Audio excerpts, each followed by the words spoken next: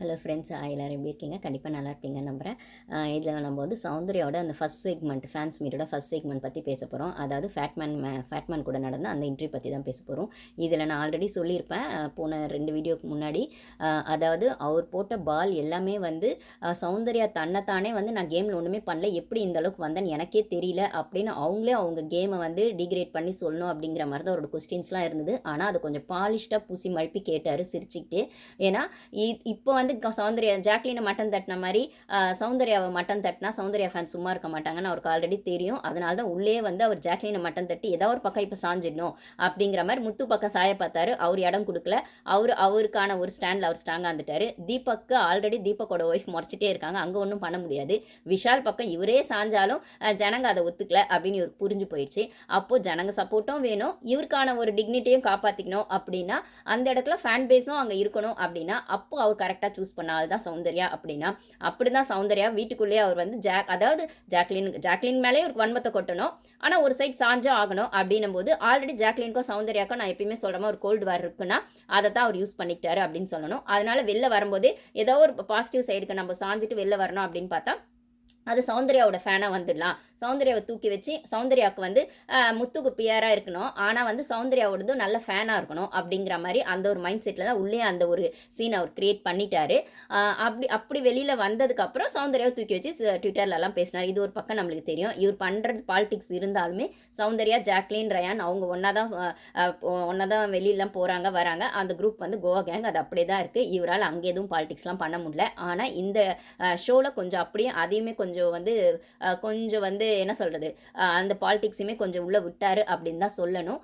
ஒன்று ஜாக்லினுக்கு எதிராக சௌந்தர்யாவை திருப்பி விடணும், இல்லை அவங்க கேமை அவங்களே டிகிரேட் பண்ணிக்கணும் அப்படிங்கிற இடத்துல கொஸ்டின்ஸ் எல்லாம் த்ரோ பண்ணார்.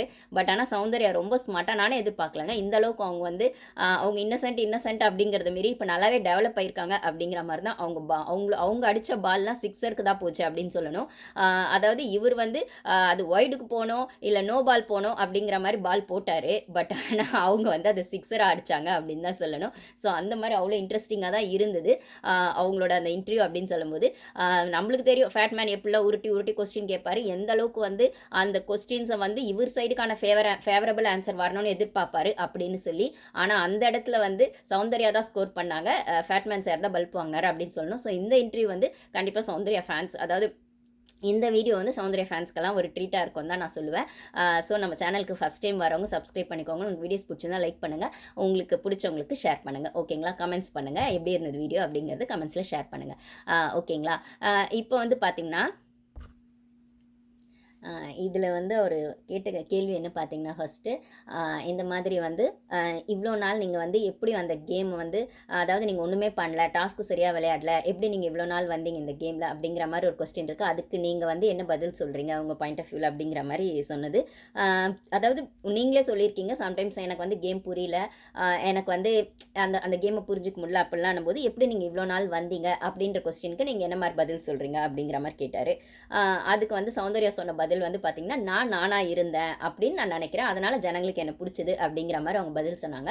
அப்போ வந்து சொன்னால் அப்போ மற்றவங்களாம் அவங்களா இல்லையா அப்படின்ற மாதிரி இன்னொரு கொஸ்டினை வச்சாரு. அதுக்கு சௌந்தர்யா வந்து அது எனக்கு தெரியாதுங்க, அவங்கவுங்க மனசாட்சிக்கு தெரியும் அவங்கவுங்களா இருந்தாங்க அப்படின்னா. நிஜமாவே சௌந்தர்யா அவங்களா தாங்க இருந்தாங்க. நான் ஆல்ரெடி சொன்ன மாதிரி யார் அவங்களாம் அந்த கேம் ஆடினாங்க அப்படின்னு பார்த்தா ரயானா அப்படி தான் ஆடினாரு, ஜாக்லின் அப்படி தான் ஆடினாங்க, சௌந்தர்யா அப்படி தான் ஆடினாங்க. இவங்க 3 பேர் தான் டிசர்விங் டாப் 3க்கு வரக்கூடிய கண்டஸ்டன்ட். மேபி நீங்கள் கேம் சூப்பராக ஆடினாங்க அப்படிங்கிறதுக்காக, அதாவது கேமை சூப்பராக ஆடினாங்க, அவங்களா இருந்து இல்லை, கேமை சூப்பராக ஆடினாங்க அப்படிங்கிறதுக்காக முத்துக்கு வந்து நீங்கள் கொடுக்கலாமே தவிர, இல்லை தீபக் வந்து சேஃப் கேம் ஆடினாரு ஆனாலும் என்ன ஒன்று பண்ணாரு அப்படின்னு கொடுக்கலாமே தவிர, சேஃப் கேம் ஆடாமல் அவங்களா இருந்தது யாருன்னு பார்த்தீங்கன்னா ஜாக்லின், ரயான், இவங்க சௌந்தர்யா தான் இருந்தாங்க. அதில் எந்த இதுவுமே இல்லை. நான் ஆல்ரெடி சொன்ன மாதிரி முத்து அந்த கேம் ஆடலை, முத்து கேம்காக ஒன்று பண்ணி அந்த கேம் ஆடினாரு. ஸோ அது சம்டைம்ஸ் வந்து ஃபேராக இல்லாமல் இருந்தது. அதுதான் அவருக்கான கான்ட்ரவர்சி. ஓகேங்களா? இதுவும் இந்த இன்டர்வியூவில் வருது அந்த கொஸ்டினும். ஏன்னா இது அடிக்கடி வந்து சௌந்தர்யா மீன் பண்ணிட்டே இருந்திருப்பாங்க முத்துவோட கேம் பிளே பற்றி. ஸோ அதுவும் வருது, நம்ம அதை பற்றி பின்னாடி பேசலாம். ஓகேங்களா? அந்த மாதிரி வந்து அவங்க சொன்னாங்க நானாக இருந்தேன், மற்றவங்க எப்படி இருந்தாங்கன்னு அவங்க மனசாட்சிக்கு தெரியும் அப்படிங்கிற மாதிரி. சரி, ஓகே. அப்போனா வந்து இந்த கேமை விட்டு வெளியில் போனதுக்கப்புறம் அந்த கேம் வந்து நீங்கள் வந்து சோஷியல் மீடியாலாம் இப்போ வெளில வந்து பார்த்துருப்பீங்கல்ல, 15 டேஸ் ஆயிடுச்சு ஷோ முடிஞ்சோம், 15 டேஸ் ஆயிடுச்சு அப்படின்னு கேட்குறாங்க அவங்களுக்கே ஒரு க்யூட்னஸில் ஆயிடுச்சு. இப்போ வந்து நீங்கள் வெளில வந்தெல்லாம் சோஷியல் மீடியாவில் பார்த்துருப்பீங்கல்ல, அந்த மீம்ஸ் அந்த ட்ரால்ஸ் அதெல்லாம் பார்த்தீங்களா, எப்படி உங்களுக்கு ஃபீல் ஆகுதுன்னா, நான் பெருசாக அதெல்லாம் பார்க்கல, வெறும்னே வந்து இதில் பார்த்துருப்பேன், ஃபோனில் வரும் இல்லைங்களா, இல்லை யாராவது சென்ட் பண்ணுவாங்க, அதை மட்டும் பார்த்துருக்கேன் அப்படின்னும் போது அது கூட நீங்கள் சம்மந்தப்பட்டது மட்டும் தான் பார்த்தீங்களா, எல்லாருக்கும் பார்த்தீங்களான்னா இல்லை எல்லாரும் அனுப்புவாங்கல்ல ஒரு லுக் பார்த்தேன் அப்படின்னு. சரி ஓகே, இப்போ நீங்கள் இது பார்த்துட்டு அப்புறம் இல்லை உள்ள கேம் ஆனது பொறுத்து வெளில வந்து இவங்க கிட்டலாம் பேசவே கூடாது, கனெக்ஷன்ல இருக்கக்கூடாது, கான்டாக்ட்ல இருக்கக்கூடாது அப்படின்னு என்ன தவிர வேற யாரையாச்சும் நினைச்சிங்களா அப்படின்னு ஃபேட்மேன் கேட்குறாரு. அதாவது அந்த இடத்துல ஒரு டிஸ்க்ளைமர் போட்டுறாரு, என்ன தவிர அப்படின்னும் போது உடனே வந்து சௌந்தர்யா சொல்றாங்க, உங்களை தவிர அப்படின்னா நான் உங்களுக்கு பார்த்துருக்கணுமோ, பார்த்துட்டு வந்திருக்கணுமோ அப்படிங்கிற மாதிரி. ஏன்னா இவர் எவ்வளோ சௌந்தர்யா வெளில பேசினாருன்னு நம்மளுக்கு தான் தெரியுமே. அந்த பொண்ணு கேமே ஆடலைன்னு சொன்னதுலேருந்து முத்துக்கு பிஆர் வேலை பண்ணதுலேருந்து எல்லாமே தெரியும். ஆனால் உள்ளே போனோடனே அண்டர் பெல்ட்டே அடிச்சிட்டாரு அப்படிங்கிறது தான் யதார்த்தம். அப்படின்னா இந்த பொண்ணு வந்து அப்போ நீங்கள் சொல்கிறது பார்த்தா உங்களுக்கு பார்த்துட்டு வந்துருக்கணுமோ நான் அப்படிங்கிற மாதிரி அந்த பொண்ணு யோசிச்சுது. அதுக்கு தான் நான் டிஸ்க்ளைமர் போட்டேனே நானே அப்படிங்கிற மாதிரி அதையும் சொல்லி உருட்டிட்டாரு. சரி ஓகே, அந்த பொண்ணுக்கே உரிய அந்த ஒரு இன்னசென்ட்டாக அந்த பொண்ணு அதை பெருசாக்கலை, சரின்னு சிரிச்சுக்கிட்டே விட்டுருச்சு. சரி ஓகே, இது ஒரு பக்கம் போச்சு. அதுக்கப்புறம் நீங்கள் டாப் 5ல், அதாவது இவங்க டாப் 5 வரைக்கும் இருந்திருக்கணும், அதாவது லாஸ்ட் வீக் வரைக்கும் இருந்திருக்கணும்னு சொல்லி நீங்கள் யோசிச்ச கண்டஸ்டன்ட் யாராக இருக்காங்களா? பட் ஆனால் அவங்க நடுவில் போயிட்டாங்க. ஆனால் இவங்க இருந்திருக்கணும், எவிக்ட் ஆகிருக்கக்கூடாது, இவங்க வந்து லாஸ்ட் வரைக்கும் இருந்திருக்கணும் அப்படின்னு நீங்கள் யோசிச்ச கண்டஸ்டன்ட் யாராக இருக்காங்களா அப்படின்னு சொல்லி கேட்கும்போது தீபக் ப்ரோ அப்படின்னு சொல்கிறாங்க. அப்போ வந்து அப்படி யோசிச்சிங்களா நீங்கன்னா? ஆமாம், ஏன்னா அவரோட ப்ளே வந்து சரி ஓகே அவர் வருவார் போல் டாப் 5ல் லாஸ்ட் வரைக்கும் அவர் வருவாருன்னு நினச்சா அவரோட எவிக்ஷன் அப்படி இருந்தது. அது வந்து நானே எதிர்பார்க்கல அப்படிங்கும்போது அது அன்ஃபேர் எவிக்ஷன் நினைக்கிறீங்களா அப்படிங்கிற மாதிரி கொஸ்டின்ஸ் வந்துச்சு. இதை டேரெக்டாக கேட்கல, அவர் இப்படி கேட்டார். பட் ஆனால் அதுக்கு வந்து அவங்க என்ன சொன்னாங்க அப்படின்னா, இல்லை அப்போ அவர் எதுக்காக வெளில போயிருப்பாருன்னு நீங்கள் யோசிக்கிறீங்க அப்படின்னா, இல்லை அவர் சேஃப் ப்ளே பண்ணாமல் இருந்தது மேபி அதனால் போயிருக்கலான்னு. அப்போ அவர் சேஃப் ப்ளே பண்ணாருன்னு சொல்கிறீங்களான்னு திருப்பி, அதாவது சௌந்தர்யா என்ன பதிலாம் சொல்கிறாங்களோ அதுக்கான டக்குன்னு ஒரு கவுண்டர் கொஸ்டினையும் இவர் எடுத்து வைக்கிறாரு. அந்த கொஸ்டின்ஸையும் சௌந்தர்யா சும்மா இல்லைங்க, சூப்பராக ஹேண்டில் பண்ணாங்க அப்படின்னு தான் சொல்லணும். அப்போ அவர் சேஃப் ப்ளே பண்ணார் அப்படின்னா, ஆமாங்க எனக்கு அப்படி தான் தோணுச்சு ஸ்டார்டிங்கில், கண்டிப்பாக அவர் சேஃப் ப்ளே தான் பண்ணார். ஆனால் அதுக்கப்புறம் எப்படி தோணுச்சு அப்படின்னா, சரி அவரோட கேரக்டரே அப்படி தான் போல், அவர் சேஃப் ப்ளே பண்ணல அப்படிங்கிற மாதிரி எனக்கு புரிஞ்சுது. அவரோட கேரக்டரே அப்படி தான் இருக்குது, அவர் கோவப்பட்டார், சொல்ல வேண்டிய இடத்துல வந்து எடுத்து வச்சார் ஒப்பீனியனை. அதே மாதிரி எங்கெல்லாம் பேசணுமோ அங்கே பேசினார். ஸோ வந்து அவராக தான் இருக்கார், அது வந்து சேஃப் ப்ளே மாதிரி தெரிஞ்சது அப்படிங்கிற மாதிரி நான் யோசித்தேன் அப்படிங்கிற மாதிரி ஒன்று சொல்கிறாங்க. கண்டிப்பாக அவர் சேஃப் ப்ளே தாங்க பண்ணார், அவர் அந்த ஸ்டார்டிங் தான் அவராக இருந்தார். அதுக்கப்புறம் இது இப்படி ஆட்டிடியூட் காமிச்சா சரியாக இருக்காது அப்படின்ற மாதிரி ஒவ்வொரு விஷயத்துக்கும் ஒரு சாரி கேட்டு, அதை அவரோட ஸ்ட்ராட்டஜி வந்து ஆல்ரெடி சொன்ன மாதிரி தான். மார்னிங் சண்டை போட்டால் ஈவினிங்கே சாரி கேட்டு அதை சரி பண்ணிடணும், சரி பண்ணுறமோ இல்லையோ சாரி கேட்டு சரி பண்ணிடணும். அப்படின்னா அந்த சாரி உண்மையாலாம் இல்லை, ஜஸ்ட் அந்த விஷயத்துக்கு ஒரு க்ளோஷர் கொடுக்கணும், அது வீக்கெண்ட் வரைக்கும் போகக்கூடாது அப்படிங்கிற மாதிரி அவ்வளோ க்ளோஷர் கொடுத்தவர். சௌந்தர்யாவோட அந்த பிங்க் ஷர்ட் விஷயத்தில் ஏன் வந்து அந்த சாரி சௌந்தர்யா அத்தினி வாட்டி சொல்லுவோம், அதை ரியலைஸ் பண்ணாமல் சௌந்தர்யா ஒரு கார்னர் பண்ணார். அதே மாதிரி ஜாக்லின் விஷயத்துலையுமே வந்துட்டு அப்பவுமே அவர் சௌந்தர்யா விஷயத்துலையுமே வீக்கெண்டில் வந்து என்ன சொல்லியிருப்பாருன்னா, நான் சாரி கேட்கக்கூடாது, இதை வீக்கெண்டில் கொண்டு வரணுன்றதுக்காக தான் பண்ணேன்னு அவ்வளோ ஸ்ட்ராங்காக சொன்னவர். அருண் கிட்ட ஏன் சாரி கேட்டாரு அப்படின்னா, இவருக்கு வந்து அருண் ஃப்ரெண்ட் ஆயிட்டாரு, இல்லை வந்து இவர் அந்த இடத்துல ஒரு மிஸ்டேக் பண்ணிட்டாரு, வார்த்தையை விட்டுட்டாரு லேபர் இஷ்யூல அப்படின்னும் போது இவருக்கு எதிராக அந்த விஷயம் திரும்பிடக்கூடாது அப்படிங்கிறதுல இவர் ரொம்ப ஸ்ட்ராங்காக இருந்தார். அந்த சாரி கேட்டு அதை சட்டில் ஆக்கினாரு. அப்போ வந்து மஞ்சரி விஷயத்துலேயும் அப்படி தான் ஆச்சு. வீக்கெண்டில் அது கேப்டன்சியில் நடந்த விஷயம், உடனே சாரி கேட்கலன்னா அது பிரச்சனை ஆகிடும் அப்படிங்கிறது தெரிஞ்சதுனால அந்த அப்போ அன்றைக்கே உள்ள போய் அது சாரியை கேட்டார். ஆனால் அதை ரெண்டுமே அவர் வந்து ரியலைஸ் பண்ணி கேட்கல அப்படிங்கிறது தான் விஷயம். அவர் அந்த சமயத்தில் அந்த பிரச்சனையிலேருந்து வெளில வந்துடணும், சாரி கேட்டுட்டோம் அப்படிங்கிற மாதிரி பண்ணோம். அதே மாதிரி தான் அருண் விஷயத்தில் அவர் சாரி கேட்டார்னா, சாரி கேட்டதுனாலே அந்த வாரம் வீக்கெண்டில் ஹோஸ்ட் வந்து அருண் அடித்த அளவுக்கு சும்மா ஒரு விஷயம் கூட தீபக்கை நிற்க வச்சு கேட்கவே இல்லை அப்படிங்கிறதா விஷயம். ஒருவேளை அந்த இடத்துல தீபக்கை கொஸ்டின் பண்ணியிருந்தா இவர் ஜென்யூன் ஜென்டில்மேனாக தீபக் வெளில வந்திருக்க மாட்டார், அவருக்கான கான்ட்ரவர்சியோட தான் வெளில வந்திருப்பார். அது மட்டும் இல்லாமல் அந்த வீக்குக்கு அப்புறம் தான் அருணோட கேமும் கொஞ்சம் டவுன்ஃபால் ஆச்சு. அப்படின்னா அருண் அந்த அளவுக்கு அடிச்சது எந்த அளவுக்கு நியாயம் யோசிக்கிறோமோ அதே இடத்துல தீபக் சைடில் இருந்த தப்புங்களையும் எடுத்து வச்சுருந்துருக்கணும். அருண் அப்பா சொன்ன மாதிரி தான் அந்த பஞ்சாயத்தை ஃபஸ்ட்டு ஆரம்பித்தது அருண் தான்.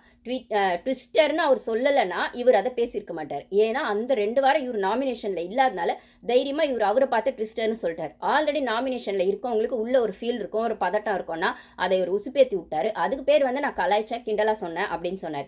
இதே கலாய்ச்சதோ கிண்டல் பண்ணதோ இவரை யாராவது பண்ணால் இவருக்கு கோவம் வர பட்சத்தில், மற்றவங்கள பண்ணும்போது மற்றவங்களுக்கு வரக்கூடாதுன்னு இவர் நினச்சி பண்ண இடத்துல அது தன்னோட ஃப்ரெண்டாகவே இருக்கிற பட்சத்தில், தன்னோட ஜூனியராக இருக்க பட்சத்தில் அவங்க ரியாக்ட் பண்ண மாட்டாங்கன்னு இவர் நம்பி பண்ணார். அது அருண் ரியாக்ட் பண்ணும்போது இவருக்கு எதிராக திரும்பி பேக் ஃபயர் ஆகும். வேற வழியே இல்லாமல் அருண் கிட்ட சாரி கேட்டார். அப்படின்னும் போது சேனலுமே அந்த இடத்துல தீபக்கு கொடுத்த சப்போர்ட்டை அருணுக்கு கொடுக்கல அப்படின்னு தான் சொல்லணும். ஒருவேளை தீபக்கு வந்து அவங்க வந்து அந்த வாரம் எக்ஸ்போஸ் பண்ணியிருந்தா, இல்லை அருண் அந்த அளவுக்கு அடிக்காம தீபக்குமே அதில் பாதி வந்து ரோஸ்ட் வந்து தீபக்குமே கொடுத்துருந்தா வந்து அந்த கிட்டத்தட்ட ஃபைனல் வரைக்கும் அருணுக்கு ஃபினாலே வரைக்கும் அருணுக்கு வந்து முத்து மாதிரியே ஒரு லுக் டாப் 5ல வர்றதுக்கான ஒரு விஷயம் கிடச்சிருக்கும்.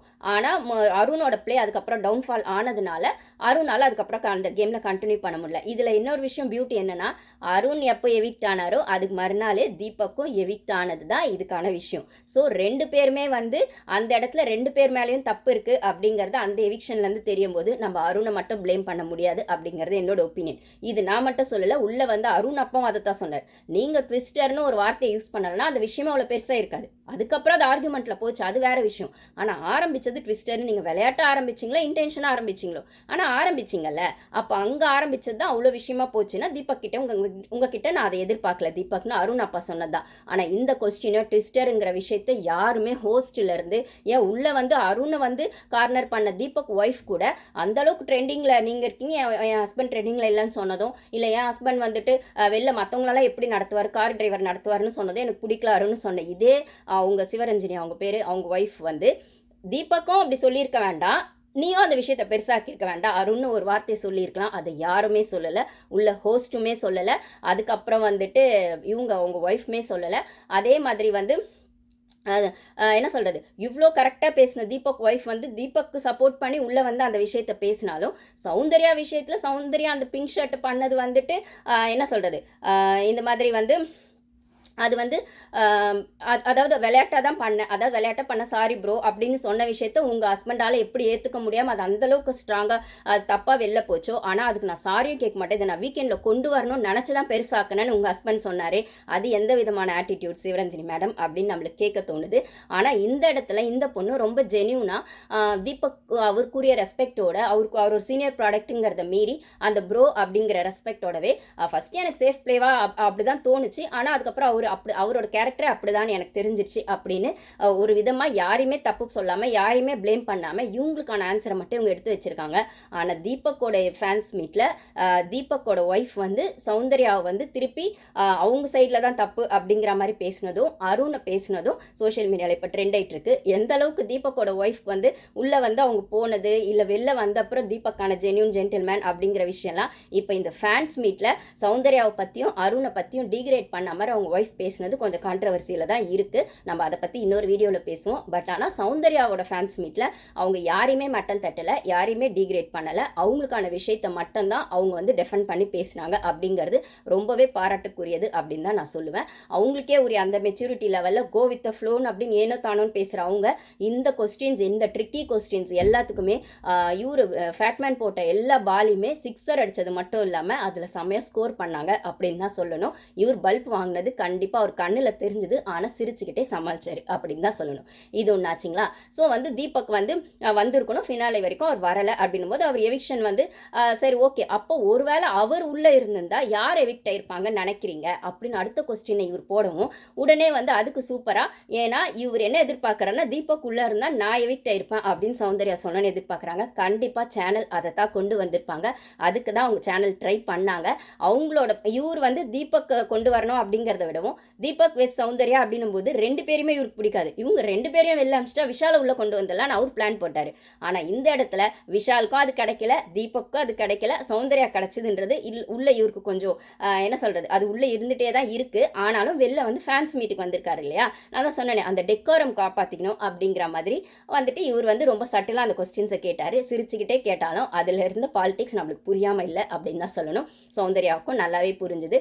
அவங்கள வந்து ஆமாம் தீபக் இருந்தால் நான் வெளில போயிருப்பேன், ஏன்னா நான் டிசர்விங்காக தீபக் டிசர்விங்கானா ஆப்வியஸாக தீபக் தான் டிசர்விங்னு அவங்க வாயில் சொல்லணும்னு பார்த்தாரு. ஆனால் அவங்க சூப்பராக சொன்ன பதில் என்னென்னா வந்து அது எனக்கு எப்படி தெரியும் அப்படின்னு சொல்லிட்டாங்க. அதாவது அவர் கேட்குறாரு, இந்த மாதிரி வந்து அவர் உள்ளே இருந்திருந்தா யார் வெளில போயிருப்பாங்க அப்படின்னா, அது நான் போயிருப்பேன் அப்படின்னு சொல்லாமல் அவங்க என்ன சொல்கிறாங்க அப்படின்னா, அது எப்படி எனக்கு தெரியும், அது மக்கள் ஓட்டில் டிசைட் பண்ணுறது தானே அப்படின்னு சூப்பராக அந்த பாலை தூக்கி டேர்ன் த டேபிள் அப்படின்னு சொல்லுவாங்க சைக்காலஜியில். இவ்வளோ நாள் இந்த பக்கம் சுற்றிட்டு இருந்த டேபிள் அந்த பக்கம் திருப்பி விடு அப்படின்னுவாங்க இல்லைங்களா, அந்த மாதிரி டேர்ன் த டேபிள் அப்படிங்கிற மாதிரி அந்த பக்கமே அந்த பாலை அவங்க திருப்பி போட்டாங்க. அது எனக்கு எப்படி தெரியும், மக்கள் ஓட்டு, அது மக்கள் ஓட்டு தானே அதை டிசைட் பண்ணுது அப்படின்னா, அப்போ இவர் இன்னொரு கொஸ்டின் வைக்கிறாரு, மக்கள் ஓட்டுனும் போது இவங்களுக்கு பிஆர் வச்சு தானே இவங்க வராங்க அப்படிங்கிற மாதிரி அதையும் இவங்க வாயில ஒத்துக்க பார்க்குறாரு. மக்கள் ஓட்டுன்னு சொல்லும்போது உங்களுக்கு ஒரு விஷயம் இருக்குது அப்படின்னும் போது அதில் ஏதோ ஒரு விஷயம் மற்றவங்களுக்கு அடிப்படுது இல்லை, ஒருத்தங்களுக்கு ஜாஸ்தி ஓட்டு வரும்போது இன்னொருத்தவங்களுக்கு ஓட்டு வரலன்னும் போது, ஏன்னா தீபக் ஓட்டு இல்லாமல் தான் வெளில போனார் அப்படின்னு சொல்கிற பட்சத்தில் அப்போ வந்து அது அடிப்படுதுன்னா அது நீங்கள் எப்படி பார்க்குறீங்க அப்படின்னா, அது எப்படிங்க அது ஓட்டு ஜாஸ்தி கம்மியாக அப்படிங்கிறது ஜனங்களுக்கு ஒருத்தங்களை நிறைய பிடிக்குது ஒருத்தங்களுக்கு கம்மியாக பிடிக்குது அப்படின்னும் போது இவங்களை விட இன்னொருத்தங்களை அதிகமாக ஜனங்களுக்கு பிடிக்குதுன்னு தானே அது அர்த்தமாகுது அப்படிங்கிற மாதிரி சொன்னாங்க. அவங்க எந்த இடத்துலையுமே பிஆர் அப்படிங்கிற வார்த்தையை யூஸ் பண்ணல, ஏன்னா எல்லா இடத்துலையும் அவங்க ஓப்பனாக சொல்கிறேன் பேசுகிறேன் அப்படிங்கிற பேரில் தான் அவங்க வார்த்தையை விட்டுட்டு நிறைய இடத்துல வாங்கி கட்டிக்கிட்டாங்க அப்படின்னும் போது அதை வந்து இந்த ஷோவில் அவங்க ரொம்பவே நாசுக்காக சூப்பராக ஹேண்டில் பண்ணாங்க, ஸ்மார்ட்டாக ஹேண்டில் பண்ணாங்க அப்படின்னு தான் நான் இதை சொல்லுவேன். ஸோ வந்து இவங்க என்னதான் உண்மையை சொன்னாலும் எதிர்க்க இருக்கவங்க உண்மையை சொல்லலை அப்படிங்கிற பட்சத்தில் இவங்களோட உண்மை எடுப்படாது அப்படிங்கிறத விடவும் இவங்க என்னவோ அதை வந்துட்டு பெருசாக அதாவது அந்த பொண்ணு பிஆர் வச்சேன் அப்படின்னு பிஆர் வச்சது இல்லை ஃப்ரெண்ட் சைட்லேருந்தும் நான் அதை பண்ணேன் அப்படின்னு சொன்னது தான் தப்புனா, அதை சொல்லாமே ஜெயிச்ச முத்து என்ன சொல்ல முடியும், இல்லைனா வந்து என்ன சொல்கிறது, நான் வந்து எனக்கு கேம் ஆட தெரியல, எனக்கு கேம் புரியல அப்படின்னு அந்த பொண்ணு சொன்னதையே திருப்பி திருப்பி அந்த பொண்ணு பக்கமே திருப்பி விட்டு நீங்கள் தான் கேமே ஆட தெரியலன்னு சொல்கிறீங்க, அப்புறம் எப்படி இவ்வளோ தூரம் வந்தீங்க, ஒன்றுமே பண்ணலன்னு சொல்கிறீங்க, அப்புறம் எப்படி இவ்வளோ தூரம் வரீங்கன்னு அந்த பொண்ணுக்கு அந்த வீட்டுக்குள்ளேயே அந்த ப்ளேம் ஷிஃப்ட் திருப்பி இவங்க பக்கமே வரும்போது, ஸோ உண்மையை ஒத்துக்கிற பட்சத்துலையுமே அது இவங்க பக்கம் திரும்புது அப்படின்னா உண்மையை ஒத்துக்கலாம். ஆனால் அது ஒத்துக்க வேண்டிய இடத்துல ஒத்துக்குனா அதுக்கான வேல்யூ இருக்கும். நீங்கள் வந்து ஏற்கனவே நம்ம மேலே கோவத்தில் இருக்கவங்க கிட்டேயோ கடுப்பில் இருக்கவங்க கிட்டேயோ வன்மத்தில் இருக்கவங்க கிட்டேயோ போய் உண்மையை ஒத்துக்கிட்டிங்கன்னா அவங்க திருப்பி நம்மளை ப்ளேம் பண்ணுறதுக்கு அதையே நம்மளுக்கு பேக் ஃபயர் ஆக்கிறதுக்கு யூஸ் பண்ணுவாங்களே தவிர அந்த இடத்துல அந்த உண்மைக்கான அர்த்தம் இருக்குமான்னு கேட்டால் கண்டிப்பாக இருக்காது. அப்படின்னும் போது இதை நிறைய இன்டர்வியூஸ்லையும் இல்லை பேசிட்டும் வந்து புரிஞ்சுக்கிட்ட சௌந்தர்யா, ஏன்னா ரன்னர் ஆகியிருக்காங்கல்ல, இந்த எக்ஸ்பீரியன்ஸ் கூட இல்லைனா எப்படி பிக் பாஸ் வீட்டுக்குள்ளே இருந்து அப்படிங்கிற மாதிரி அவங்க ரொம்பவே அழகாக இதுலங்க அந்த ஓட்டு ப்ராசஸ் கூட ஜனங்களுக்கு ஒருத்தரை விட இன்னொருத்தர் அதிகமாக பிடிக்குது அப்படிங்கிறது தான் அதுக்கு அர்த்தம் அப்படின்னு சூப்பராக பதில் சொன்னாங்க. அதுக்கப்புறம் வந்துட்டு யார் கூட பேச மாட்டீங்க அப்படின்னும் போது அது சொல்லிட்டாங்க இல்லைங்களா, அது வந்து அவங்க வந்து அப்படிலாம் யாரும் இல்லை அப்படிங்கிற மாதிரி அது சொல்லி விட்டுட்டாங்க. அது மட்டும் இல்லாமல் இன்னொன்று என்னமோ சொன்னாங்களே, அப்புறம் திருப்பி அவர் அந்த கொஸ்டினே வச்சார். அதாவது நீங்களே ஒரு சில இடத்துல உங்களுக்கு கேம் புரியல, நீங்கள் எந்த டாஸ்க்லேயும் வின் பண்ணலை, எந்த டாஸ்க்கும் சரியாக பெர்ஃபார்ம் பண்ணலை அப்படின்னு நீங்களே சொல்லியிருக்கீங்க, அதை நீங்களே நிறைய இடத்துல பதிவும் பண்ணியிருக்கீங்க. அப்படி இருந்தும் இவ்வளோ தூரம் வந்ததை பற்றி நீங்கள் என்ன நினைக்கிறீங்களா எப்படி அப்படின்னும் போது, நானாக இருந்தேன்னு சொல்கிறது ஒரு பதிலாக இருந்தாலும் இன்னொரு பக்கம் அதை சுற்றி வளைச்சி எப்படி இருந்தாலும் ஒரு சுற்றி ஒரு கேள்வியை சுற்றி என்ன சொல்கிறது ஒரு ஆன்சர் எதிர்பார்த்து தான் அந்த கொஸ்டின்ஸ் எல்லாமே வச்ச மாதிரி இருந்தது. ஆனால் அவங்க வந்து ஃபஸ்ட்டு நானாக இருந்தேன்னு சொல்லிட்டு இன்னொரு இடத்துல இதுக்கு என்ன பதில் சொல்கிறாங்க அப்படின்னா, எல்லாருக்குமே அந்த கேம் வந்து இப்போ ஒரு கேம் கொடுக்குறாங்க ஒரு விஷயம் பண்ணுறாங்க அப்படின்னா எல்லாருக்குமே அது டக்குன்னு புரியாது இல்லை. இப்போ இங்கே இருக்கவங்க ஃபேன்ஸையும் கூட சேர்த்து இங்கே இருக்கவங்களுக்கு கூட எல்லாருமே அது டக்குன்னு எல்லாருக்குமே புரியாது இல்லை. அதை முத்துவ சொல்கிறாங்கன்னு நினைக்கிறேன். புரியாது, ஒரு சிலருக்கு புரிஞ்சிடும், ஒரு சிலருக்கு புரியாது அப்படின்னும் போது எனக்கு கொஞ்சம் டைம் எடுத்துச்சு. சரி அப்போ இப்போ அந்த கேம் ஃபுல்லாக நீங்கள் வெளில வந்துட்டீங்க புரிஞ்சுதானா, இப்போ கூட எனக்கு ஒரு சில இடத்துல அந்த கேம் புரியல தான். ஆனால் ஒரு சில விஷயங்கள் பார்க்கும்போது இதனால தான் இவங்க இது இப்படி பண்ணாங்களா, இதனால தான் நாமினேட் பண்ணாங்களா, இல்லை இது இப்படி தான் பண்ணணுமான்னு எனக்கு போக போக ஓரளவுக்கு புரிஞ்சுது. எனக்கு என்ன புரிதல் இருந்துச்சோ அதை வச்சு நான் அந்த கேம் ஆடினேன். அதுதான் நான் இவ்வளோ தூரம் வரத்துக்கு எனக்கு யூஸ் ஆச்சு அப்படிங்கிறத அவங்க சூப்பராக தெளிவாக ஸ்லிப்பர் ஷார்ட் ஆன்சராக கொடுத்தாங்க அப்படின்னு தான் சொல்லணும். அது மட்டும் இல்லாமல் அப்போ வந்து உங்களுக்கு கேம் புரியல அப்படிங்கிற விஷயத்தில் நீங்கள் டாஸ்க்கும் எதுவும் சரியாக ஆடலை அப்படின்னா அது அது அது வந்து திருப்பி அதே கொஸ்டின் வரும்போது நான் ஒரு தனி பிறவி, எனக்கு வந்து எப்படி எனக்கு இப்போ வந்து எனக்கு வந்து இவ்வளோதான் புரியுது அப்படின்னா அதுக்கு மீறி நான் ஏதாவது ஒன்று பண்ணுறதை விட எனக்கு என்ன வருதோ அதை தானே நான் பண்ணேன். எனக்கு அவ்வளோதாங்க என் மூளை வேலை செய்யும். என் மூளை எவ்வளோ வேலை செய்யுதோ அதுதாங்க நான் அந்த கேம் ஆடி இருக்கேன். அப்போ வந்து அதில் நானாக தானே இருந்திருக்கேன் அப்படின்றத அவங்க திருப்பி அந்த இடத்துல தான் வந்து நின்னாங்க. எனக்கு இவ்வளோதான் வரும், நான் இவ்வளோ தான் செஞ்சேன், இதை பிடிச்சவங்க ஏற்றுக்கோங்க, இல்லை பிடிக்காதவங்க ஒத்துக்காதீங்க அப்படின்னும் போது உள்ளே இருக்கவங்க என்னதான் என்னை ப்ளேம் பண்ணாலும் எனக்கு வரல அப்படி இப்படின்னு சொன்னாலும் ஒரு இடத்துல அதையே திருப்பி சொல்லும்போது எனக்கு நான் டவுனாக ஃபீல் பண்ணாலும் இன்னொரு இடத்துல வந்து ஓகே ஜனங்க நம்மளை அக்செப்ட் பண்ணிக்கிறாங்க அப்படிங்கிறத வெளில வந்து அவங்க பார்த்தேன்னு சொல்ல. ஸோ அவங்களோட ஆன்சர் அந்த கான்ஃபிடன்ஸ் லெவல் வந்து அதை தான் அவங்களுக்கு கொடுத்துருக்கு. இது அவங்க இன்னொரு இன்டர்வியூவில் சொல்லியிருப்பாங்க. நான் வந்து பிஆர் வச்சு தான் ஜெயிச்சேன் உள்ள என்ன எல்லாருமே டார்கெட் பண்ணும்போது எனக்கு வெளில வந்தால் தெரியுது நான் எந்த அளவுக்கு வந்து ஜனங்களை ஜெயிச்சிருக்கேன், இவ்வளோ ஆர்கானிக் ஃபேன்ஸ் எனக்கு இருக்காங்கன்னு எனக்கு புரிஞ்சுது அப்படின்னு அவங்க வந்து இன்னொரு இன்டர்வியூவில் சொல்லியிருப்பாங்க, இதில் சொல்லலை. ஸோ அதை எடுத்துகிட்டு வந்து இந்த இடத்துல அதுக்கான க்ளோஷராக கொடுப்பாங்க. ஸோ நானாக இருந்தேன், அதே மாதிரி எனக்கு என்ன புரிதலோ அதில் அந்த புரிதலில் அந்த கேமை பார்த்தேன் அப்படின்னு ஒன்று. இன்னொன்று வந்து சரி ஓகே நீங்கள் பழசெல்லாம் வீடியோஸ்லாம் பார்த்தீங்களா செஞ்சீங்களான்னா அந்த மீம்ஸ்லாம் வந்தது மட்டும் பார்த்தேன்னு சொல்லுவாங்க. சரி ஏன் பார்க்கல செய்யலைன்னா எனக்கு அதை பார்க்கணுன்னு அவசியம் இல்லைங்க. அது ஒரு கேம் ஷோ அதில் பண்ணோம் செஞ்சோம் எல்லாம் அந்த கேம் பெர்ஸ்பெக்டிவில் பேசினாங்க செஞ்சாங்க பண்ணாங்க அவ்வளோதான் அதோட முடிஞ்சிச்சு. அதை பார்த்து நான் என் ஃபியூச்சரை வேஸ்ட் பண்ணிக்க நான் விரும்பலை அப்படின்னு சூப்பராக பதில் சொன்னாங்க. அப்படின்னா அதை பார்த்து டென்ஷன் ஆக விரும்பலை, அது ஒரு கேம் முடிஞ்சிச்சு பார்க்கல அப்படிங்கிறத ரொம்ப டீசெண்டாக சொன்னாங்க. சரி உங்கள் ஃபியூச்சருக்கு வந்து கங்க்ராட்ஸ் அப்படிங்கிற மாதிரி சொல்லிட்டு சரி உங்கள் லௌதிக வாழ்க்கை எப்படி இருக்குது அப்படிங்கிற மாதிரி வேணாங்க. லௌதிக வாழ்க்கைனா உங்களுக்கு சட்டுன்னு புரியல, அவங்க விஷ்ணுவை கேட்குறாங்களா இல்லை பிக் பாஸ் வந்து லவ் யூ சொன்னார் இல்லைங்களா அதை கேட்குறாரா அப்படின்னு புரியல. அவங்க வந்து அதுவா இதுவா அப்படின்னாங்க. அப்புறம் ரெண்டுத்தையும் என்னம்மா கேட்குறா ரெண்டுத்துக்கும் பதில் சொல்லு அப்படிங்கிற மாதிரி சொன்னாங்க. அப்போ வந்து சொன்னாங்க இது நீ பிளான் பண்ணி தானே பண்ண விஷ்ணுக்கு பண்ணது அது அப்படின்னும் போது இந்த எனக்கு புரியல எல்லாரும் ஏன் இதே கேட்குறீங்க அப்படிங்கிற மாதிரி சௌந்தர்யா சொன்னாங்க. அப்படியே புரியாத மாதிரியே பேசாதீங்க, எல்லாத்துக்குமே நானே பதில் சொன்னால் எப்படி எனக்கே வெக்கமாக இருக்கும்ல சொல்லுங்க அப்படிங்கிற மாதிரி போட்டு வாங்கினாரு. அப்போ அவங்க வந்து சொன்னாங்க இல்லை அப்படி அதனால தானே நீ முன்னாடியே வந்து நாளைக்கு வந்து என் ஃப்ரெண்டு வந்தால் நான் வந்து இதை ப்ரப்போஸ் பண்ணலான்னு இருக்கேன் ஜாக் கிட்ட நீங்கள் முன்னாடியே சொல்லிடுவீங்கல்ல அப்படிங்கிற மாதிரி அந்த கொஸ்டின்ஸையும் அவருக்கு வச்சாரு. இல்லை எனக்கு வந்து எபிசோடில் எது வரும் வராதுன்னு தெரியாது அப்படின்னும் போது நாங்களாம் ஃப்ரைடே எபிசோட்லாம் வராது செய்ய அப்படின்னு நினச்சோம். ஆனால் பார்த்தா நாங்கள் தூங்கினதுலேருந்து எல்லாமே வந்திருக்கு அப்படின்னும் போது சரி எங்கே வந்து எனக்கு அதை வந்து பெருசாக அதை வந்து வெளியில் சொல்லிட வேணாம் ஒரு சர்ப்ரைஸாக இருக்கட்டும்ன்ற மாதிரி ஒரு சில இடத்துல சொன்னேன். அதை அப்படியே சொல்லி ஃப்ரீ டாஸ்கில் வந்து நின்றுச்சு. மற்றபடி வந்து அது வந்து என்ன சொல்கிறது ஒரு ஃப்ளோவில் சொன்னது தான், அது எப்படி சொல்கிறதுன்றது அது அந்த டைமுக்கு அது வந்துச்சு சொல்லிட்டேன் அப்படின்ற மாதிரி சொல்லியிருப்பாங்க. சரி இப்போ சொல்லிட்டீங்களா வீட்டில் வந்து நீங்கள் உங்கள் அப்பா அம்மாலாம் என்ன சொன்னாங்க அப்படிங்கிற மாதிரி கேட்பேன். இதுக்கு ஓகேவா அப்படிங்கிற மாதிரி அவங்களாம் ஓகே தான், நீங்கள் கேட்குறத பார்த்தா என்ன கும்மி அடிச்சிருப்பாங்கன்ற மாதிரியே கேட்குற மாதிரி இருக்குது எல்லாரும் கேட்குறது அப்படிங்கிற மாதிரி அவங்க சொன்னாங்க சௌந்தர்யா. இல்லை அப்படியெல்லாம் கேட்கல, அப்படி ஏதாவது நடந்துதா அப்படிங்கிற மாதிரி கேட்குறேன். அப்படிலாம் ஒன்றெல்லாம் அவங்களுக்கும் ஓகே தான், அது அதுக்கப்புறம் நாங்கள் அப்டேட்ஸ் கொடுக்குறோன்ற மாதிரி அதை அப்படியே விட்டுட்டாங்க. ஸோ வந்து அவங்க அப்பா அம்மாவுக்கும் இதில் ஓகே தான் அப்படிங்கிற மாதிரி. சரி ஓகே பிக் பாஸ் உள்ள ஒன்று சொன்னாரு அது என்ன லவ் யூ அதுவா அப்படிங்கிற மாதிரி சொன்னாங்க.